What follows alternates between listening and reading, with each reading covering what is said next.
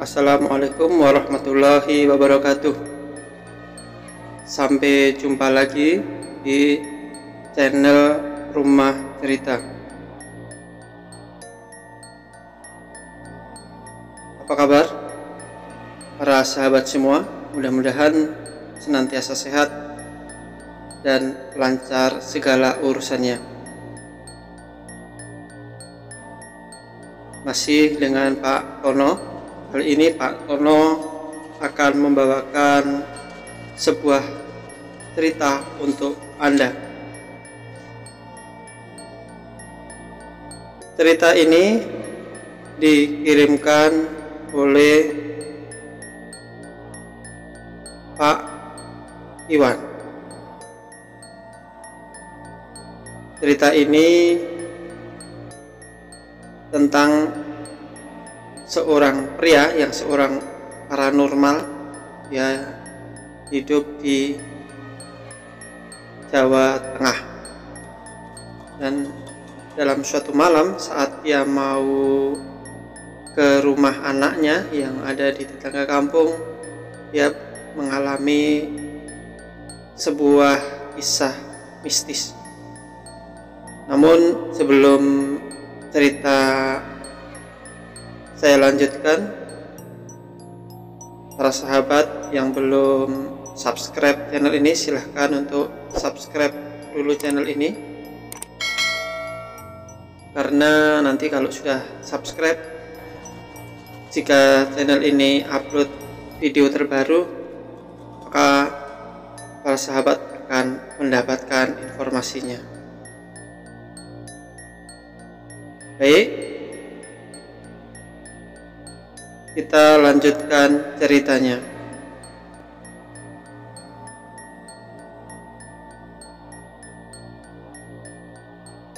Malam itu sekitar jam 8 malam, Pak Widyo tengah berbincang dengan istrinya, yaitu Ibu Nuria. Pak Widyo adalah seorang paranormal di sebuah kampung kecil yang ada di sebuah wilayah di Jawa Tengah.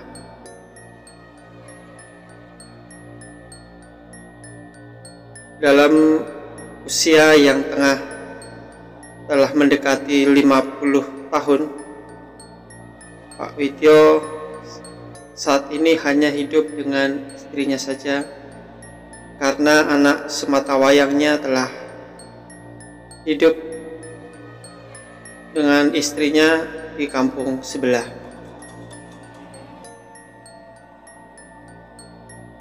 Dan Pak Widyo tidak bisa menahan rasa kangen terhadap dua orang cucunya.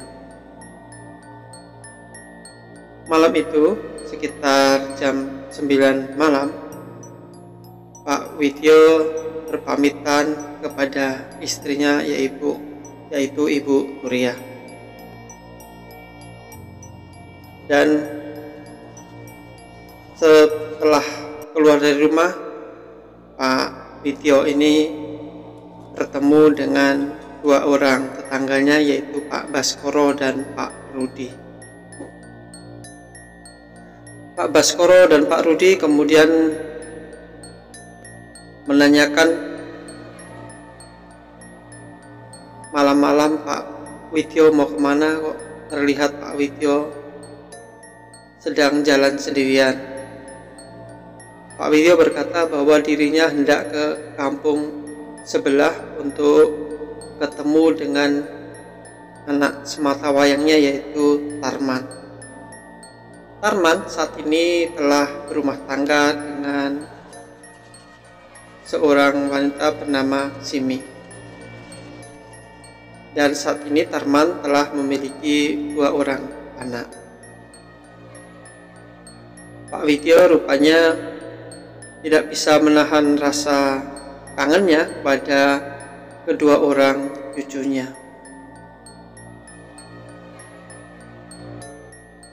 Dan akhirnya terjadilah pembicaraan panjang antara Pak Widyo dengan Pak Baskoro dan Pak Rusdi. Tanpa terasa, jam telah menunjukkan pukul 10:30 malam. Malam ini Pak Widyo berencana untuk menginap di rumahnya Tarman karena kondisinya memang sudah agak malam. Kemudian Pak Widyo ini coba berjalan untuk menuju ke kampung anaknya yaitu Tarman.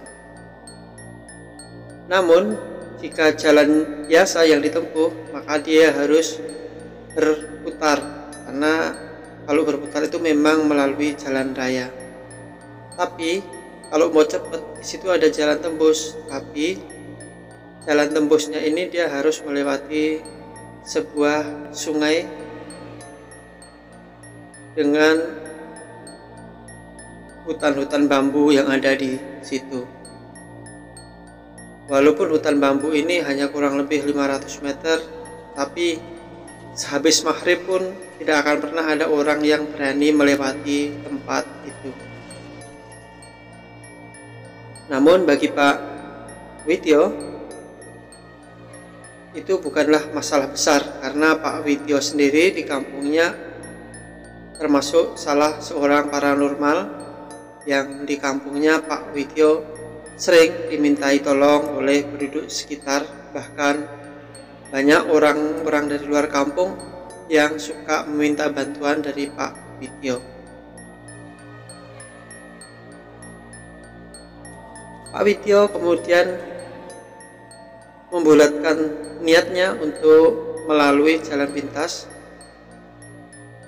dan kemudian Pak Widyo menyusuri jalan di pinggir kampung.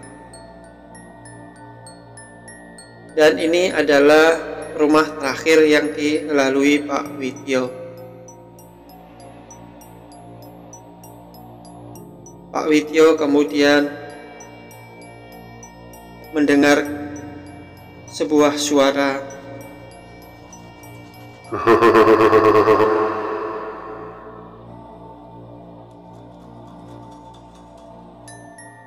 Suara ini begitu mengagetkan untuk Pak Widyo. Namun bukan Pak Widyo namanya kalau hanya dengan suara seperti itu menjadi ciut nyalinya. Pak Widyo kemudian melanjutkan langkahnya. Dia kemudian turun dan menyusuri tangga berundak.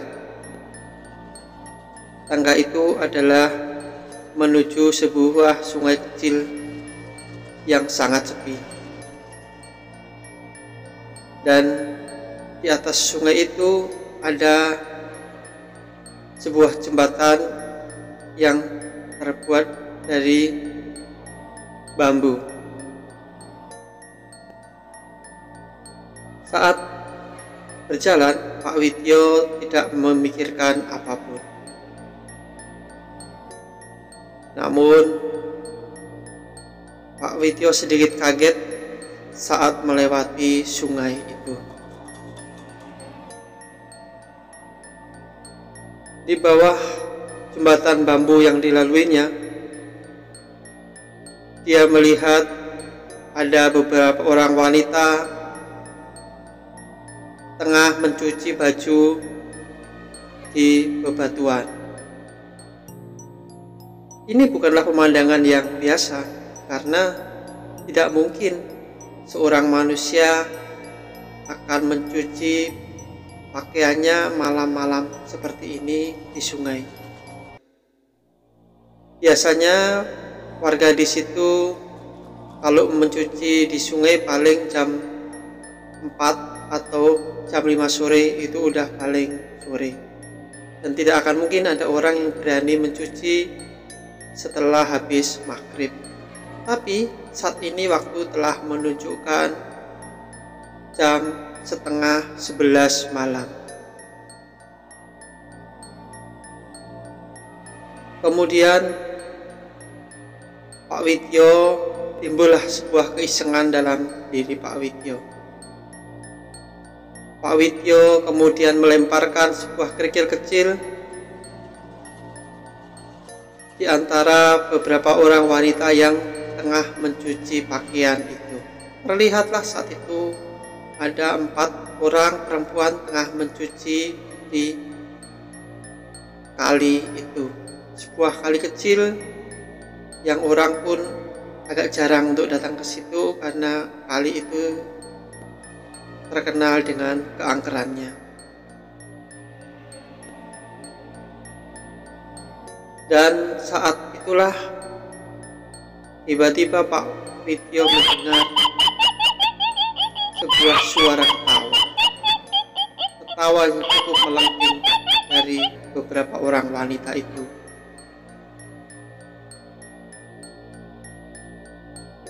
Dan ketika Pak Widyo melihat ke arah wajah wanita-wanita itu, hanya dalam jarak kurang lebih 5 meter Pak Widyo bisa melihat bentuk giginya karena saat itu adalah bulan purnama. Gigi wanita-wanita itu tampak meruncing seperti giginya gergaji, tampak sangat runcing. Kemudian perempuan-perempuan itu memandang ke arah Pak Widyo. "Kamu jangan macam-macam, kamu jangan ganggu saya," kata wanita itu. Pak Widyo bukanlah cute nyalinya dengan itu karena dia adalah seorang paranormal. Pak Widyo kemudian meneruskan langkahnya. Dan ketika Pak Widyo akan menaiki tangga naik yang ke arah jalan raya, tiba-tiba Pak Widyo dikejutkan oleh sebatang pohon bambu yang tiba-tiba rubuh begitu saja. Pak Widyo saat itu teringat dengan apa yang diingatkan para leluhurnya dahulu, bahwa itu ternyata adalah bukan pohon bambu, tapi itu adalah siluman atau hantu yang hendak mengganggu langkahnya. Pak Widyo kemudian memegang pucuk dari pohon bambu itu, dan kemudian pucuk itu diikatkan dengan rumput yang ada di tempat itu. Pucuk pohon bambu kemudian diikat dengan rumput. "Ampun, tolong lepaskan aku," kata makhluk itu.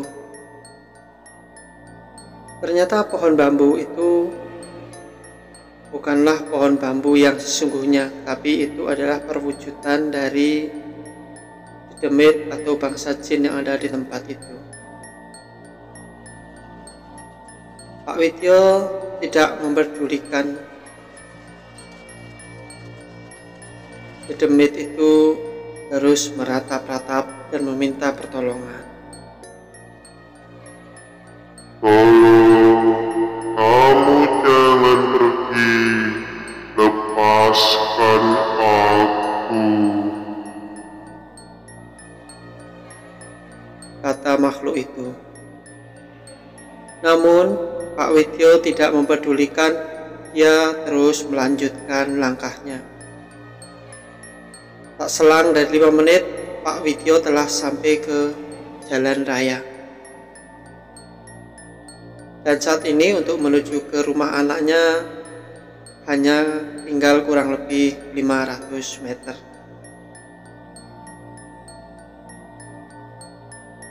Jam telah menunjukkan 11 malam lebih 10 menit. Pak Widyo kemudian sampai di rumah anaknya. Ternyata anaknya yang bernama Tarman ini belum tidur. "Kok malam-malam Pak datang ke sini?" kata Tarman pada Pak Widyo. "Iya, kangen aku sama anakmu," kata Pak Widyo kemudian. Dan karena sang cucu telah tidur, maka Pak Widyo malam itu berbincang-bincang ditemanin oleh anaknya dan Simi sang menantu. Malam itu mereka ngobrol-ngobrol cukup panjang lebar, dan ada beberapa tetangganya Tarman yang belum tertidur juga. Tanpa terasa obrolan itu berlangsung hingga sekitar pukul 2 malam. "Man, kayaknya Bapak mau pulang lah. Kasihan itu ibumu sendirian di rumah." "Iya Pak, pulang aja. Apa perlu aku anterin Pak? Sampai minimal kalau nggak aku anterin ya aku liatin aja lah sampai nanti Bapak nyebrang ke sungai gitu. Nanti kalau Bapak sudah nyebrang aku langsung pulang lagi." "Udah nggak usah, ngapain cuman sungai gitu kok. Bapak nggak apa-apa." "Tapi itu sungai angker loh Pak," kata Tarman kemudian. "Iya tadi Bapak juga diliatin aneh-aneh, tapi apa sih artinya untuk Bapak hal-hal begituan?" "Bapak yakin Pak?" kata Tarman kemudian. Iya Man, tenang saja." "Ya udah Pak, hati-hati Pak." Pak Widyo kemudian melangkah keluar dari rumah anaknya itu. Dan ketika ada 1-2 orang dari tangganya Tarman ingin mengantar Pak Widyo masih dengan pendiriannya dan menolak niat baik dari tetangganya Tarman. Jam saat ini telah menunjukkan pukul 1:30 malam lebih. Pak Widyo kemudian melangkah keluar untuk pulang ke rumahnya. Dan karena tidak terlalu jauh, Pak Widyo kemudian saat ini menyusuri lagi turun ke pohon bambu yang tadi jatuh.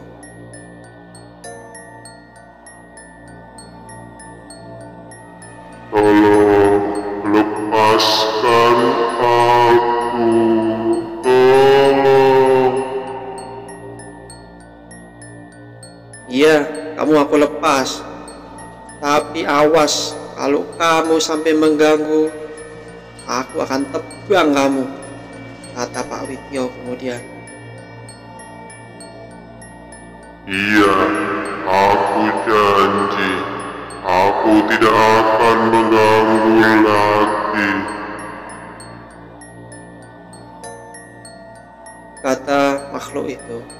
Dan Pak Widyo pun kemudian melepaskan pohon bambu yang tadi diikat dengan rumput. Kemudian pohon bambu itu yang telah rubuh kemudian tampak berdiri tegak kembali. Pak Widyo kemudian melanjutkan langkahnya. Kali ini Pak Widyo melihat beberapa orang masih kelihatan mencuci di tengah kali. Dan sebelum mendekati jembatan yang menuju ke sungai itu, Pak Widyo telah membaca beberapa mantra, dan dengan mantra-mantra itu maka makhluk-makhluk gaib akan takut dengan Pak Widyo. Dan benar saja,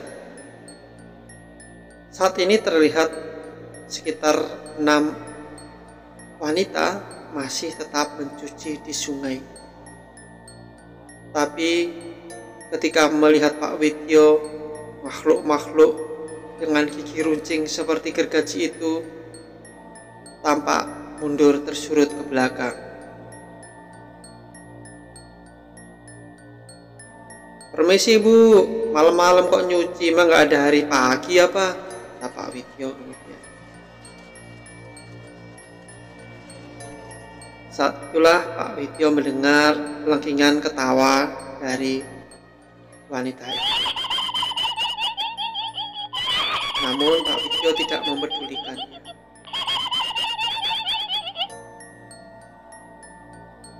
Namun ternyata Pak Widyo tidak mempedulikan lengkingan ketawa itu. Dan Pak Widyo terus melanjutkan langkahnya untuk pulang ke rumahnya. Dan sekitar jam 2 malam Pak Widyo telah sampai di rumahnya. Dan di depan rumah Pak Widyo kemudian mendengar sebuah suara.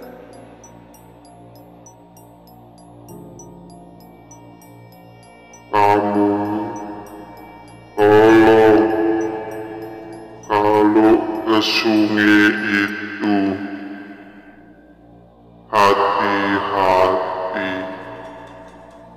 Di tempat itu adalah istananya siluman. "Iya, terima kasih, aku udah tahu," Pak Widyo kemudian. Pak Widyo kemudian masuk ke rumahnya.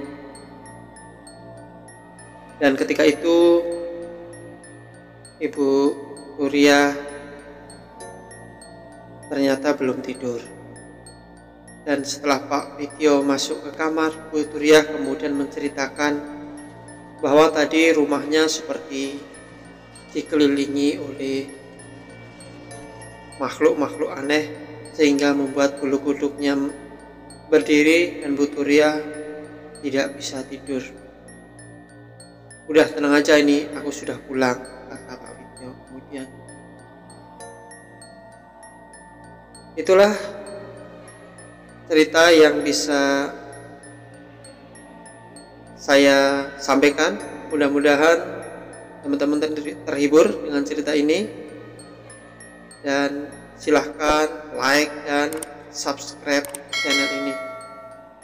Terima kasih. Wabillahi taufiq wal hidayah. Wassalamualaikum warahmatullahi wabarakatuh.